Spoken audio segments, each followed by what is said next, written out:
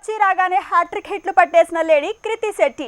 ఇప్పుడు ఈ heroine career ఎండ్కి వచ్చిందంటున్నారు. నిజమేనా? ఫస్ట్ మూవీతోనే సెంచరీ కొట్టేసిన తన ఫ్యూచర్ని వరుస ఫ్లాప్లు డైల్మాలో పడేశాయా? ఇంతకీ తను ఎలా ఫేట్తో ఫైట్ చేస్తోంది? కన్నడ లేడీ కృతి శెట్టి కెరీర్ సగం హిట్లు సగం ఫ్లాప్లతో నిండిపోయింది. ఈ మధ్య రెగ్యులర్ గా ఫ్లాపులు పడుతుండటంతో తన ఫ్యూచరే డైలమాలో పడుతోంది. నిజానికి కృతి శెట్టి వచ్చి రాగానే ఊపిన హిట్ తో 100 కోట్ల హీరోయిన్ అయిపోయింది. వెంటనే శ్యామ్ సింగ్ రాయ్ తో మరో హిట్ పడింది. అది కూడా 100 కోట్ల సినిమాని.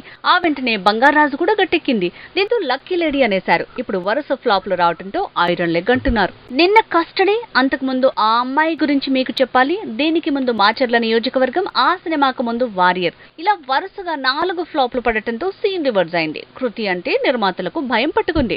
ఇండస్ట్రీ అంటేనే లక్ ని ఎక్కువ శాతం, టాలెంట్ ని కొంత శాతం నమ్మే ఓ ఇన్సెక్యూర్ ఫీల్డ్ అంటారు. అందుకే వరుస ఫ్లాప్లతో ఢీలా పడ్డ కృతికి ఆఫర్లు క్యూ కట్టట్లేదట. శృతి హాసన్, పూజా హెగ్డే కూడా కెరీర్ బిగినింగ్ లో ఐరన్ లెగ్ స్టాంప్ పడ్డ హీరోయిన్లే. తర్వాత ఒక్క హిట్ తో ఫేట్ మార్చుకున్నారు.